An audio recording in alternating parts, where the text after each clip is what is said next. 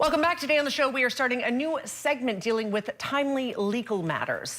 With Fulton and Company here in Kamloops, we have Jessica Vliegenhart joining us. She is a personal injury lawyer at Fulton and Company, where she's worked for the past 5 years. It's great to have you back on the show. Thank you for having me. Yes, we're glad that you are the first one to come back to the station and talk to us from Fulton. And our first topic is going to be about being an accident, whether it's a car accident, whatever. There's so many different accidents you can be in. What kind of things do you guys deal with first, so in terms of people coming to you looking for help? A lot of our injured clients have been injured in car accidents, but it's not unique to that. It can be snowmobile accidents, boating accidents. They may have fallen. Sometimes there's really unique injuries, like getting hit by flying objects, that kind of thing. So we deal with all kinds of things, but a lot of car accidents predominantly. Have you ever had somebody come in because they were hit by a drone? I have not had that yet. That's going to come eventually. Probably. Anyways, we're getting off topic. So what is the first? You've got sort of 5 points that you're going to talk a little bit more about in depth. The first point is collect as much information at the scene of the accident as possible. Yes. Being in an accident, it can be a pretty shocking experience. So a lot of people just kind of get the driver's license and registration of the other driver and think, okay, I've covered my bases. If you are able, and by that I mean if you're not too badly injured, it's always best to get as much information as possible to recreate the scene. These days, most people have phones that have cameras on them. If you can, snap a whole bunch of pictures of your vehicle, the other vehicle, the road conditions. You know, say for example, you've been rear-ended by another driver, and 3 weeks later, you find out they say something like, well, there was a cow in the middle of my road and I had to swerve suddenly and that's why I rear-ended.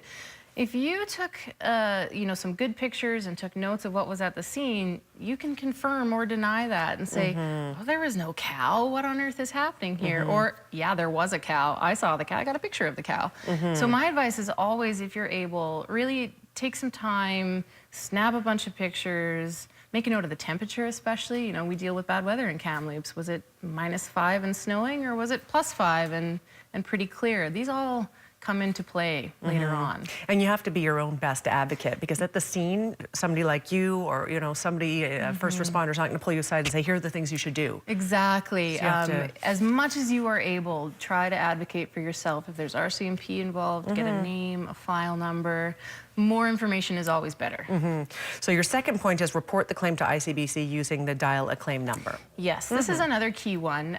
You don't want to leave too much time letting your insurer know that you've been in an accident. You can't rely on the other person to report. And sometimes this comes up. I get somebody coming into my office 2-3 weeks after an accident and they're hurt.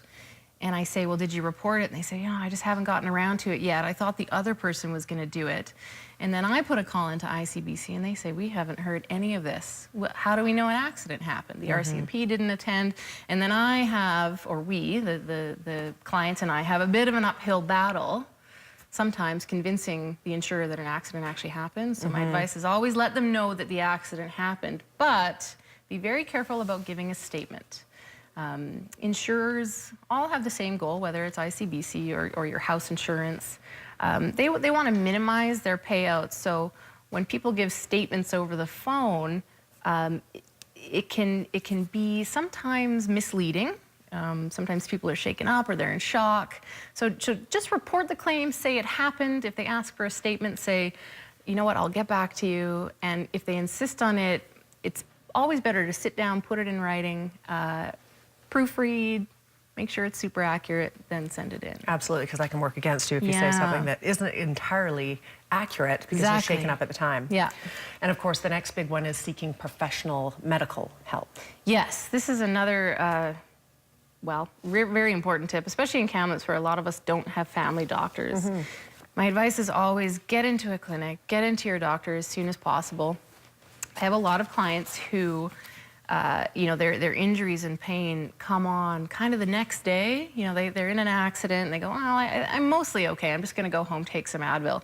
And the next day, they're flattened. They can't move, and that lasts for, well, it can last for days or weeks. If you've gone to a doctor and made the appointment right away, you've kind of already ticked that box off. And doctors are incredibly smart people. They have great ideas for treatment. And you want to make sure you're taking care of yourself first, always. Absolutely. Next point, understand ICBC's role in the process. Yes, this is a complicated one for British Columbians because we are all required to have at least some insurance through ICBC. So I have so many people come into my office who say, I've got $5 million of insurance, I should be totally fine. There's a bit of a misunderstanding of the process there. If you've been injured by another driver, say you've been rear-ended, ICBC is now working on behalf of that other driver. That's what we buy insurance for. We pay them, our $1,500 or $2,000 a year to say to ICBC, you will protect me if I cause an accident. Not if I'm in an accident, if I cause an accident. So that can be a confusing one because people think, well, I've got my collision through ICBC, therefore they're taking care of me, and they're actually working for the driver that caused the accident, which is why we say just hold off on giving too much information willingly before you talk to someone.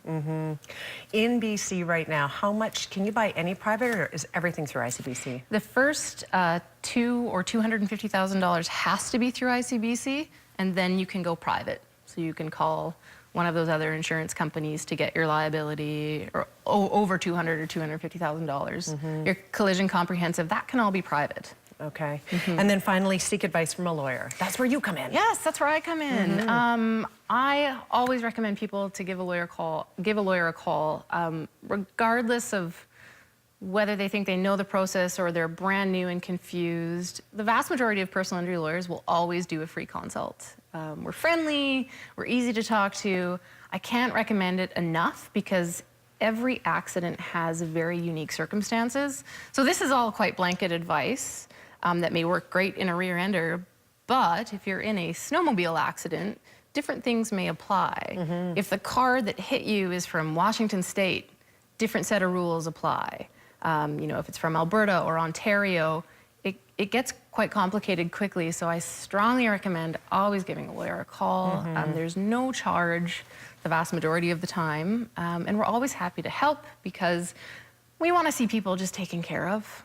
Whether or not it becomes a client for us, we really want to make sure people aren't getting railroaded or even confused by the process. And it can be a confusing one. Insurers have tons of forms and they want you to sign everything and they're asking for medical information. And it's really important to know what your rights are, what their rights are, and what the next couple weeks, months, years might look like. Sure. Yeah. My final question is, out of these 5 points that we've talked about, just quickly, because we're out of time, which is the one people do wrong the most? Not going to see the doctor, not phoning the dial a claim? I think what they do wrong the most is assume that ICBC is there to help them. Sure.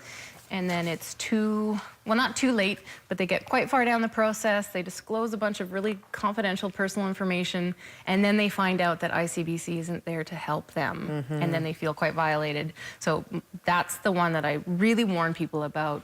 Talk to a legal professional before signing anything ever. Okay, excellent advice, Jessica. So glad to have you back on the show. Thank you for having me. All right. If you have any questions about a legal matter that perhaps you're a bit confused about, you'd like to get more information, fultonco.com. Again, this is going to become a monthly segment on Midday. So if you have a topic in mind, we'd like to know about it. You can email us directly at midday@cfjctv.com, and perhaps that topic will become the subject of our next segment. We'll be back after a quick break. Stay with us.